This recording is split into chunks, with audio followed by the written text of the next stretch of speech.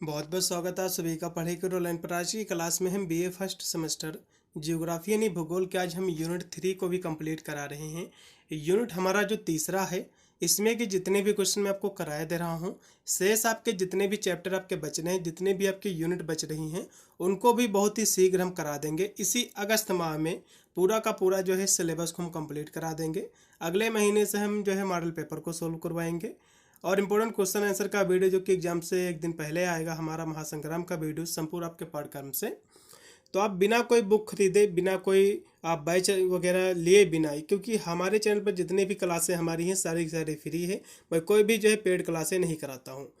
तो आपको जो है कहीं पर बैच लेने की बिल्कुल भी आवश्यकता नहीं है। आप चाहे तो कोई सीरीज भी ना खरीदो, आप मेरे चैनल के माध्यम से आप चैप्टर क्लासें ले सकते हैं। और जो है model paper important question answer के वीडियो जो है हमारे एग्जाम से पहले पहले आते हैं, उनको भी देखकर अपने एग्जाम में आप अच्छे नंबर प्राप्त कर सकते हैं।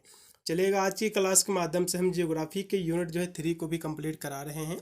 इसलिए जो भी विद्यार्थी हमारे चैनल पर फर्स्ट से विजिट किया हो तो वीडियो को लाइक करेगा और साथ में मेरे चैनल को भी सब्सक्राइब करेगा, क्योंकि मैं सब बीए की आल सेमेस्टर की एग्जाम की तैयारी कराता हूँ, जिसकी मदद से अपने एग्जाम में आप अच्छे नंबर प्राप्त कर सकते हैं।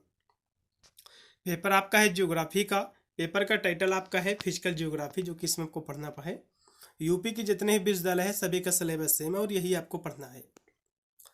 तो इसका फर्स्ट चैप्टर और जो दूसरा चैप्टर मैंने कंप्लीट करा दिया है। आज की क्लास में हम इसका तीसरा भी चैप्टर कंप्लीट करा रहे हैं। इसकी जो तीसरी यूनिट है, इसमें आपको क्या पढ़ना है? इसमें आपको पढ़ना है कि जो है चट्टानें किसे कहते हैं, रॉक्स, फिर है फोल्डिंग यानी जो है वलन क्या है, फिर भर्सन क्या है, अपक्षय किसे कहते हैं, अपर्दन किसे कहते हैं, और डेविस और पायक द्वारा अपर्दन चक्र की जो इन्होंने जो है संकल्पना दिया है उसको आपको बताना है। तो इस सारे के सारे क्वेश्चन मैं यहाँ से जो है कराए दे रहा हूँ, ठीक है। तो सबसे पहले चट्टान किसे कहते हैं इसके बारे में समझ लो। चट्टान जो है पृथ्वी सतह का निर्माण करने वाली रचना सामग्री को चट्टान जो है कहा जाता है। सामान्य रूप से चट्टान शब्द का प्रयोग किसी कठोर वस्तु के लिए ही किया जाता है, किंतु भूगोल विषय में इसका प्रयोग बालू, कंकड़, मिट्टी तथा जो है ग्रेनाइट आदि सभी के लिए जो है किया जाता है। तो चट्टानें क्या हैं? चट्टानें जैसे कि आपकी जो है बालू और कंकड़ होगी, मिट्टी होगी, जो कि पृथ्वी पर पाई जाती हैं। तो ये सब क्या है? ठोस पदार्थ। ये सभी क्या हैं? ये सभी चट्टानें हैं। यहाँ से हमारे आर्थर होम्स ने इसकी परिभाषा को स्पष्ट किया है चट्टान की। वे कहते हैं कि अधिकांश चट्टानें खनिजों का ही जो है मिश्रित अंश होती हैं, अतः इनमें जो है कई खनिज का जो है पाया जाना स्वाभाविक होता है। इन खनिजों में रासायनिक तत्वों का योग रहता है। प्रत्येक जो है चट्टान में एक से अधिक खनिजों का सम्मिश्रण जो है पाया जाता है, इसी को हम चट्टान कहते हैं। तो थोड़ा सा चट्टान की एक और भी परिभाषा बहुत ही सरल से हम समझेंगे। देखो, यहाँ से इस परिभाषा को समझो। भूपटल के सभी कठोर और ठोस पदार्थ चट्टान कहलाते हैं। बहुत ही सुंदर सी परिभाषा यहाँ पर है, जितनी भी इसमें दी हुई हैं। तो भूपटल मतलब होता है, भूपटल क्या है? भू मतलब होता है भूमि। तो भूमि पटल पर जितने भी आपके जो कठोर हैं और जो ठोस पदार्थ हैं, वे सभी क्या हैं? वे सभी के सभी क्या है? चट्टानें हैं। सिंपल सी परिभाषा, जैसे कि आपके भूपटल पर जो पत्थर हैं ये भी चट्टानें हैं, जो बालू हैं ये भी चट्टानें हैं, जो मिट्टी हैं ये सभी क्या हैं? ये सभी चट्टानें ही कहलाती हैं। अर्थात जो है भूपटल के वे सभी पदार्थ जो खनिज नहीं हैं वे जो है चट्टानें कहलाते हैं। मतलब खनिजों को छोड़कर जितने भी अन्य आपका बचता है वो ठोस ही बचता है, तो वे सभी क्या हैं? आपकी चट्टानें ही कहलाती हैं। तो ये अवशेष के जो है समान कठोर हो सकते हैं और मिट्टी के अवशेष भी जो है हो सकते हैं। तो ये जो अवशेष हैं जिसको हम चट्टानें कहते हैं, तो ये कठोर हो सकते हैं और मिट्टी के जो अवशेष होते हैं उसकी तरह भी जो ये हो सकते हैं। आशा करता हूँ आपको चट्टान क्या होता है इसकी परिभाषा आपको समझ में आ गया होगा। भूपटल के वे सभी कठोर और ठोस पदार्थ चट्टान कहलाते हैं, जैसे कि बालू, मिट्टी और पत्थर। तो इस तरह से इसकी परिभाषा आपको लिखना है। अब यहाँ से एग्जाम में क्वेश्चन बनता है कि चट्टान किसे कहते हैं, चट्टानों के प्रकार का भी आप वर्णन कीजिए। तो यहाँ से इसके हम प्रकारों का भी वर्णन यहाँ से हम देखते ही चलेंगे। चट्टानें मुख्यतः जो है 3 प्रकार की होती हैं। एक होती हैं आग्नेय चट्टानें, ठीक है, आग्नेय चट्टानें। दूसरे होती हैं अवसादी चट्टानें, जिसको हम सेंटिमेंटी जो है चट्टानें कहते हैं। तीसरी होती हैं रूपांतरित चट्टानें, जिसको हम मेटामॉर्फिक चट्टानें कहते हैं। तो तीनों की तीनों चट्टानें क्या हैं? जैसे कि आग्नेय चट्टानें एग्जाम में काफ़ी बार पूछा गया है, अवसादी चट्टानों के बारे में भी उल्लेख है।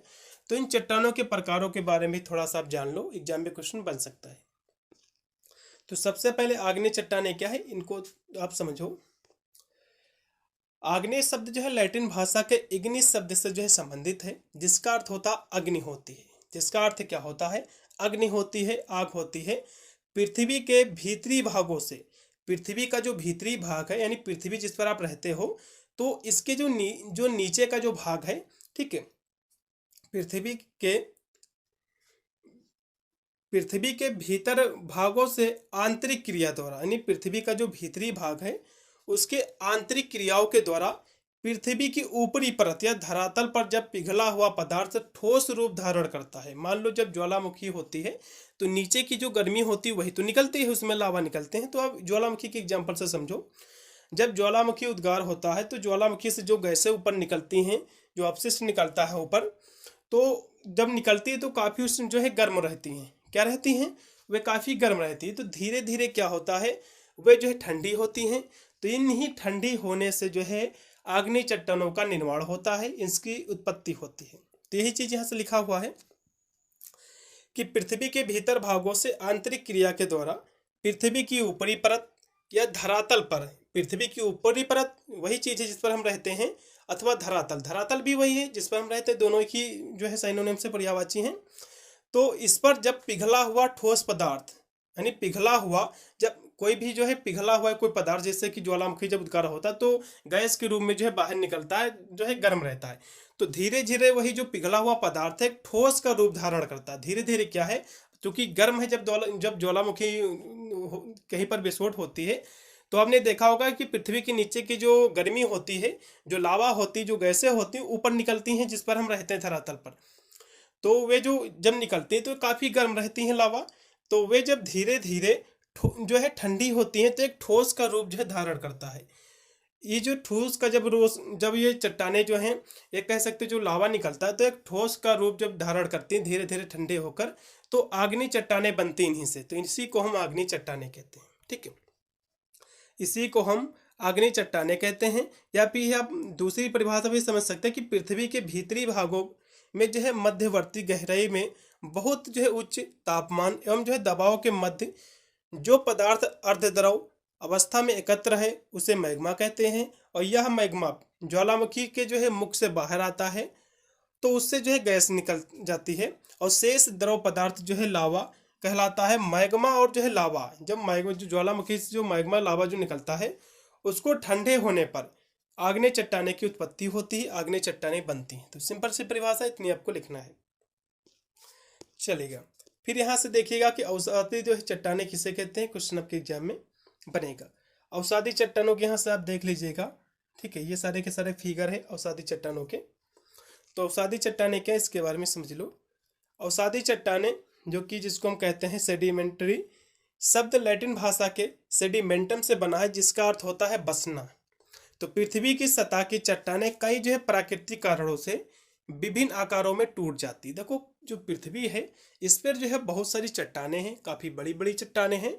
तो ये चट्टानें जो है बहुत सारे कारणों से, कौन से कारणों से, प्राकृतिक कारणों से बहुत सारी चट्टानें जो है टूट जाती। जैसे कि वायु के द्वारा चट्टानें टूट जाती हैं, तेज जो है बहाव के द्वारा चट्टानें टूट जाती हैं। ठीक है, तेज बहाव वाला जो जल होता है तो इससे जो चट्टानें क्या होती हैं, तो टूट जाती हैं। तो ये जब चट्टानें टूट जाती हैं तो एक अलग रूप धारण कर लेती हैं, तो इसी को हम क्या कहते हैं, अवसादी चट्टानें कहते हैं। तो यहाँ से और भी नीचे लिखा हुआ बहुत ही सुंदर से परिभाषा है सारी के सारी इसमें। तो इस तरह के टुकड़े विभिन्न जो है बाहर जात बलों के जरिए किसी अन्य स्थान पर जमा हो जाते हैं। मतलब जब कोई बाहरी प्राकृतिक कारणों से जो चट्टानें पृथ्वी पर मौजूद हैं वह जब टूट जाती हैं तो किसी जो है अन्य स्थान पर चली जाती हैं, टूटकर बहाव के कारण अन्य स्थानों पर जब टूटती हैं। जाहिर सी बात, जब किसी भी चट्टान में दरार होगा, ठीक है, मान लो कोई चट्टान है तो इसमें जब ये दरार पड़ेगा तो ज़्यादा देर तक उस स्थान पर रह नहीं पाएगी। जब इधर ढलान पाएगी तो ये चट्टान नीचे की ओर गिर जाएगी, जाकर कहाँ रुके जाकर वो तो वही जाने। ठीक है, तो जब एक स्थान से वहाँ जब टूट जाएगी तो दूसरे स्थान पर चली जाती, तो इसी को हम अवसादी चट्टान कहते हैं। यहाँ से लिखा भी हुआ है। तो इस तरह के टुकड़े विभिन्न बाहर जात बलों के जरिए किसी अन्य स्थान पर, बाहर जात बलों का मतलब होता है जैसे कि पानी का बहाव ऊपर से है तो चट्टानें जब टूटी तो पानी के बहाव से, तो पानी के बहाव से जब चट्टानें टूटती तो वहां से पानी का बहाव उनको कहाँ तक बहा के ले जाए, तो पानी जितनी दूर जाएगा उसको लेके जाए जहाँ पर तक जा पाएगा। तो बाहिर बल के जरिए अन्य स्थानों पर जमा हो जाती हैं चट्टानें और संघनन के माध्यम से जमा की हुई परतें चट्टानों में बदल जाती हैं। इस प्रक्रिया को हम लिथिफिकेशन कहा जाता है। तो यही आपका जो है अवसादी चट्टानें होती है। तो इतना आपको अवसादी चट्टानों के बारे में लिखना है। फिर हमारे एक लास्ट में चट्टानें हैं रूपांतरित चट्टानें, भी जो कि तीसरी चट्टान है। तीन ही इसके टाइप्स हैं। तो रूपांतरित चट्टानें क्या है? तो वे चट्टानें होती हैं रूपांतरित चट्टानें जो पहले से मौजूद चट्टानें। रूपांतरित चट्टानें क्या हैं?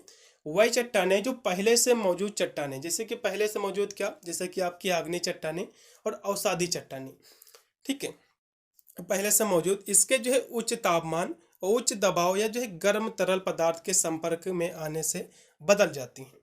तो मतलब क्या है? रूपांतरित चट्टानें क्या है? किसी का रूप धारण कर लेती हैं। रूपांतरित मतलब क्या होता है? रूप धारण करना। तो वे जो पहले से जो चट्टानें मौजूद हैं हमारी पृथ्वी पर, जो आग्नेय चट्टानें हैं, अवसादी चट्टानें, तो इन चट्टानों में जब जब हाई जो है तापमान होता है या फिर जो उच्च दबाव पड़ता है इन पर, या जो है गर्म तरल पदार्थ के संपर्क में आने से ये जो है क्या होती हैं? ये रूपांतरित हो जाती हैं, रूपांतरित चट्टानों में जो है बदल जाती हैं।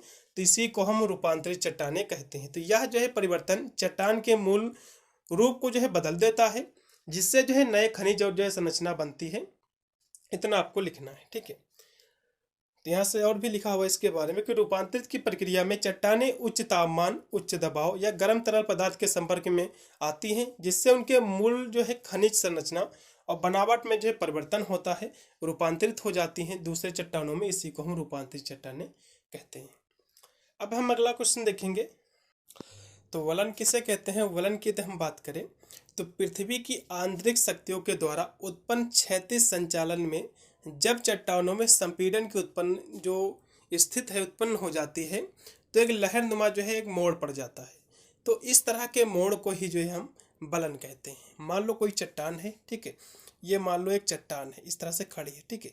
अब ये मान लो कोई चट्टान है, तो इसमें जो है आंतरिक शक्तियों के द्वारा इस पर क्या पड़ा है? संपीड़न की स्थिति हुई है। संपीड़न क्या है? संपीड़न का मतलब होता है संकुचन या किसी चीज को दबाना। संपीड़न क्या है? संपीड़न यही होता है किसी चीज जो है दबाव होता है या फिर जो है संकुचन होता है।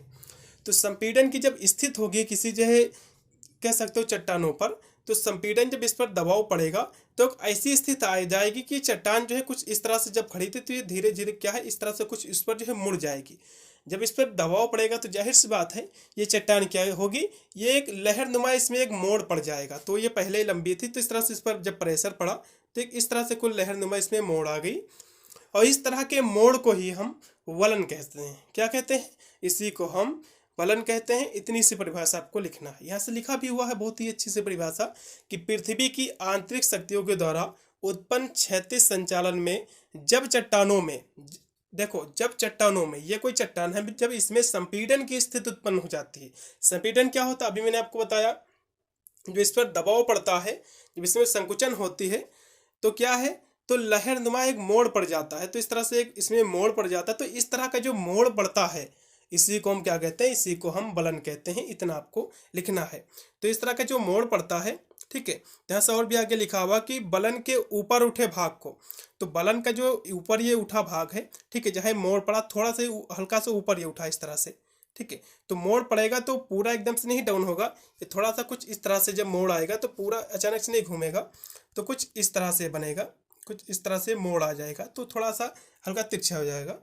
तो इसमें जो है जो ऊपर उठा है भाग, ये जो ऊपर उठा है भाग, ये ऊपर वाला, ठीक है, तो ये जो ऊपर जो उठा है भाग, ये जो ऊपर उठा भाग है, इसको हम अपनत कहेंगे। इसको क्या कहेंगे? इसको हम अपनत कहेंगे। और जो नीचे जो धस गया भाग, ये वाला जो नीचे भाग, जो भाग इसका ये जो धस गया है, इसको हम अभिनत कहेंगे। ऊपर वाले को अपनत कहेंगे, नीचे वाले को क्या कहेंगे? अभिनत। नीचे वाले को हम अभिनत कहेंगे। यहाँ से लिखा भी हुआ है कि वलन के ऊपर उठे भाग को हम अपनत और नीचे धसे भाग को हम अभिनत कहते हैं, ठीक है, चलेगा। अब यहाँ से वलन के हम प्रकारों को भी देखेंगे। तो वलन के बहुत सारे टाइप्स होते हैं, इसके 10 टाइप्स होते हैं। तो इसमें सबसे ज़्यादा जो हो सकता है पूछा जाए तो जो है सममित वलन और असममित वलन।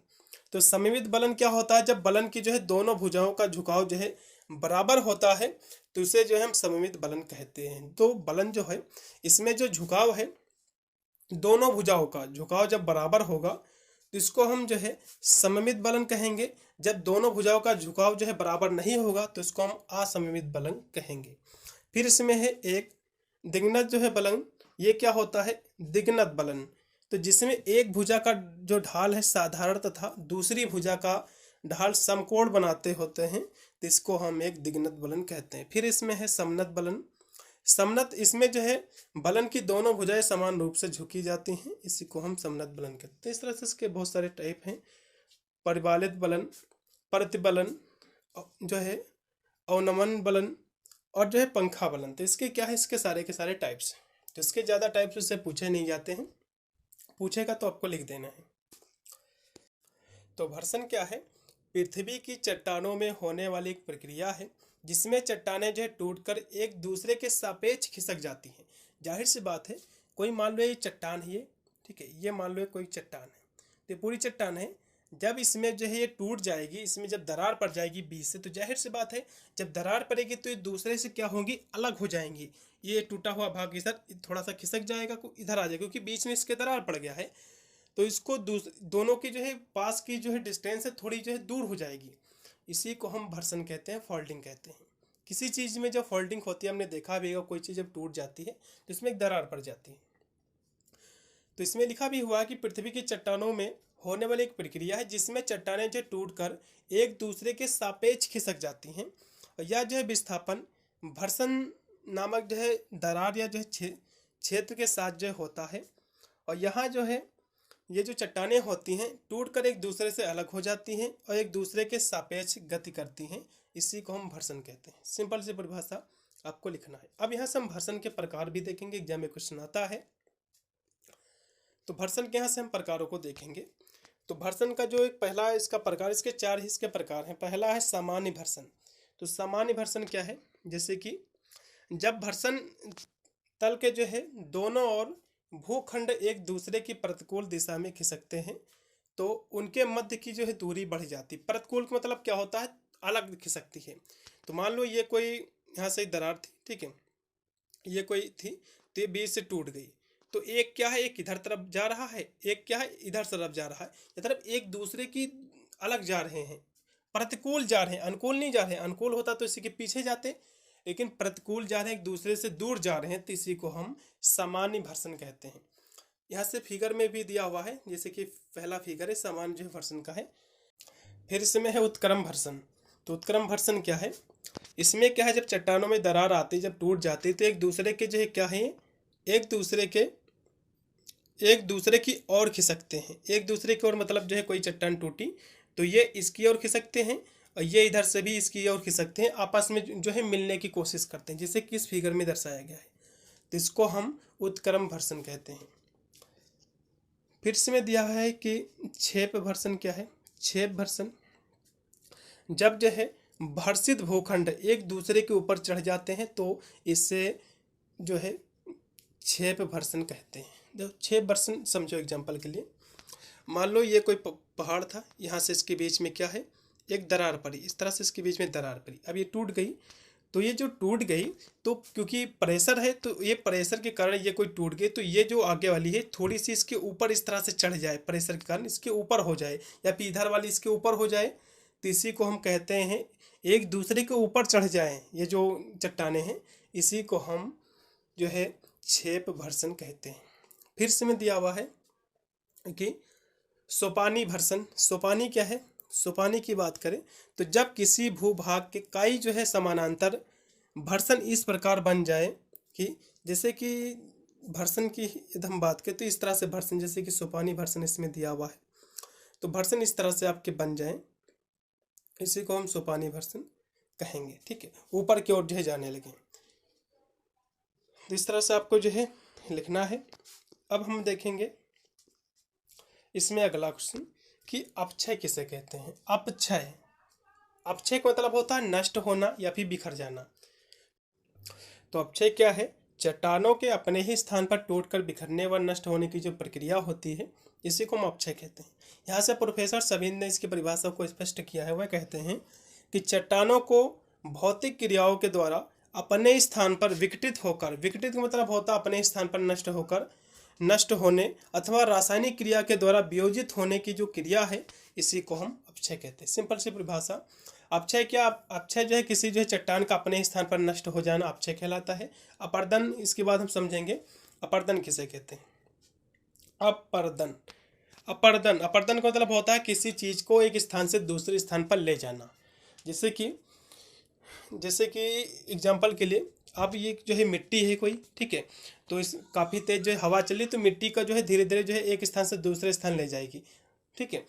और जैसे कि बारिश हो रही तो इसमें जो है मिट्टी को एक स्थान से दूसरे स्थान पर ले जाती है। जैसे कि बारिश का सीजन चल रहा है तो मिट्टी का कटाव होता है, जाहिर सी बात है मिट्टी का कटाव होगा तो मिट्टी जो है घुलकर एक स्थान से दूसरे स्थान खाली स्थानों पर चली जाएगी। तो यही आपका अपर्दन होता है।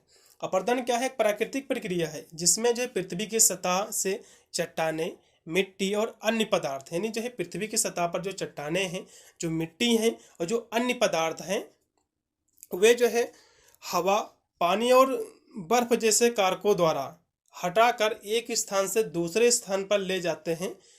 इसी को हम अपर्दन कहते हैं। सरल शब्दों में समझे तो अपर्दन का मतलब होता है कटाव या जो है परिवहन। कटाव प्लस परिवहन मतलब किसी चीज का कटाव तो है ही, किसी चीज का एक स्थान से वहां पे उसका जो है कटाव हुआ, बाद में वो जो अलग हुआ उससे तो उसको उठाकर किसी दूसरे स्थान पर लेके जाए, तो इसी को हम कहते हैं अपर्दन कहते हैं। आपने देखा होगा जब जो है घाटियों से जब पानी गिरता तो वहाँ से जो फॉल्टिंग होती, जो पत्थर होते हैं तो पत्थर पर ज़्यादा तेज जब गिरता है तो पत्थरों में भी दरार होती है तो पत्थर टूट जाते हैं। तो पानी के सहारे जो है पानी उसको धीरे धीरे एक स्थान से दूसरे स्थान बहा ले जाता, तो ये भी अपर्दन ही है।